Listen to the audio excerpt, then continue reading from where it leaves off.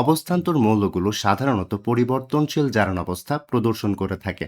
আজকের এই ভিডিও লেকচারে জানব পরিবর্তনশীল জারণ অবস্থা আসলে কি এবং কেনই বা অবস্থান্তর মৌল পরিবর্তনশীল জারণ অবস্থা প্রদর্শন করে থাকে।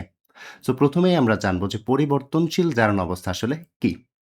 তো সেটি বোঝার আগে ধরো তোমার কাছে সোডিয়াম রয়েছে। তো সোডিয়াম কি করতে পারে? একটি ইলেকট্রন ছেড়ে দিয়ে সোডিয়াম প্লাসে রূপান্তরিত হতে পারে। তো কখনোই কিন্তু দেখবে না সোডিয়াম ২টি ইলেকট্রন, ৩টি ইলেকট্রন, ৪টি ইলেকট্রন ছেড়ে যথাক্রমে সোডিয়াম 2+, সোডিয়াম 3+, সোডিয়াম 4+ হয়ে গেছে। সোডিয়াম সাধারণত একটা ইলেকট্রনই ছেড়ে হচ্ছে সোডিয়াম প্লাসে কনভার্ট হয়ে যায়। বাট তুমি যদি একটা অবস্থান্তর মৌল যেমন ম্যাঙ্গানিজ নাও, ম্যাঙ্গানিজ হচ্ছে একটি অবস্থান্তর মৌল।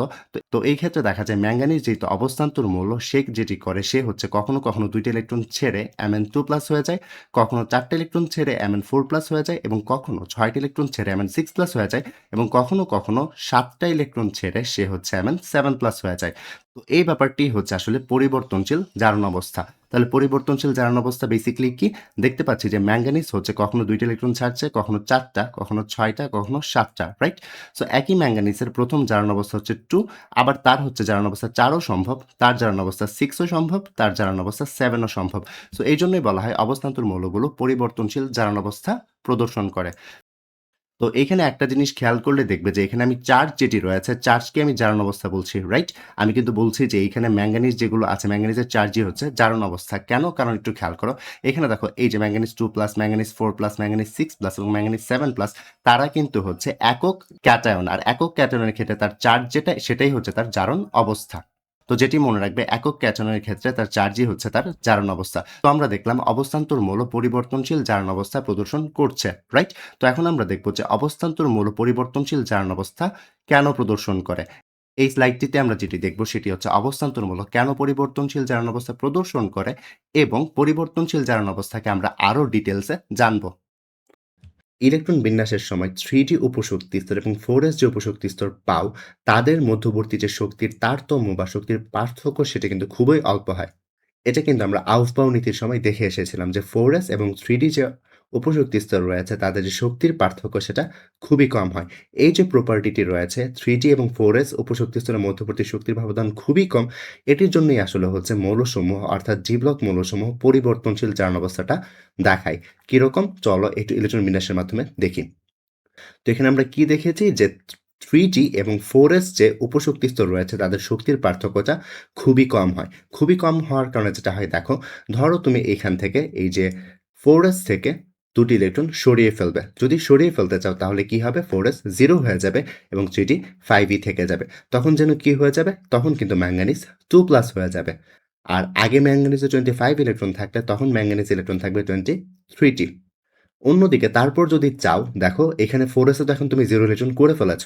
বাট 3D থেকেও কিন্তু তুমি ইলেকট্রন সরাতে পারবে। কেন পারবে? কারণ দেখো 4s থেকে যদি তুমি একটা ইলেকট্রন সরাতে চাও, যতটুকু শক্তির প্রয়োজন হবে 3D থেকে সরাতে তার থেকে একটু বেশি শক্তির প্রয়োজন হবে। কেন হবে? কারণ খেয়াল করো 4s এবং 3D এর শক্তির ব্যবধানটা খুবই কম। তাই তো? এই কমের জন্য হচ্ছে অল্প পরিমাণ শক্তি দিলেই 3D থেকে ইলেকট্রনটা সরানো যায়। 3D থেকে একটা ইলেকট্রন সরিয়ে ফেলতে বেশি একটা শক্তির প্রয়োজন হয় না। এবং একটা ইলেকট্রন যখন তুমি সরিয়ে ফেলবে, আগে ছিল ম্যাঙ্গানিজ 2+, এখন হয়ে যাবে ম্যাঙ্গানিজ 3+। সিমিলার ওয়েতে তুমি যদি চাও এই 3D থেকে আরেকটা ইলেকট্রন সরাতে পারবে, সরালে এখানে হয়ে যাবে 3D 3, আর তখন হয়ে যাবে ম্যাঙ্গানিজ 4+। অন্যদিকে 3D থেকে 2টা ইলেকট্রন তুমি সরাতে পারবে, সরালে তখন কি হয়ে যাবে? 3D 1, তখন বলতে পারবে ম্যাঙ্গানিজ 6 হয়ে গেছে। এখন এই যে ইলেকট্রনটি রয়েছে এটাও কিন্তু চাইলে সরিয়ে ফেলা যায়, কারণ শক্তির বেশি একটা আমাদের দিতে হচ্ছে না। তখন 0 হয়ে যাবে, আর যেহেতু আগে ছিল ম্যাঙ্গানিজ 6, তার থেকে তুমি একটা ইলেকট্রন সরিয়ে ফেলেছো, এখন হয়ে যাবে ম্যাঙ্গানিজ 7। বাট তারপর যদি তুমি চাও 3p থেকে ইলেকট্রন সরাবে, এটা অনেক বেশি ডিফিকাল্ট হবে। কেন বেশি ডিফিকাল্ট হবে? দেখো 4s এবং 3d এর শক্তির তারতম্য অনেক কম ছিল। 4s থেকে ইলেকট্রন বের করে হালকা পরিমাণ শক্তি দিলে 3d থেকে ইলেকট্রন বের হয়ে গেছে। বাট 3p থেকে এখন কিন্তু আর ইলেকট্রন বের করা যাবে না, কারণ 4s এবং 3p এর যে শক্তির পার্থক্য সেটা অনেক বেশি হয়। অর্থাৎ 3p থেকে এখানে ইলেকট্রন বের করাটা এত ইজি না, কেন? এখানে শক্তির ব্যবধানটা অনেক বেশি। আশা করি 3p থেকে কেন ইলেকট্রন বের হবে না সেটা বুঝতে পেরেছ। তো এখন দেখো 3D এবং 4s যে উপশক্তি স্তর ছিল তাদের শক্তির ব্যবধান কম হওয়াতে এখানে আমার ম্যাঙ্গানিজ যেটা ছিল তার জারণ মানের অবস্থা দেখো। এখানে ম্যাঙ্গানিজ প্রথমে নিউট্রাল অবস্থায় ছিল, দেন 2+ হলো, দেন 3+ হলো, দেন 4+ হলো, দেন 6+ হলো, দেন 7+ হলো, রাইট? তো এটি হচ্ছে আসলে পরিবর্তনশীল জারণ অবস্থা। অর্থাৎ সে কোনো একটা ফিক্সড জারণ অবস্থা বা ফিক্সড চার্জে সে এখানে আবদ্ধ হয়ে যায়নি বা রেস্ট্রিক্টেড হয়ে যায়নি। কেন? কারণ 3D এবং 4S যে উপশক্তি স্তর ছিল সেখানে হচ্ছে শক্তির তারতম্যটা খুবই কম ছিল।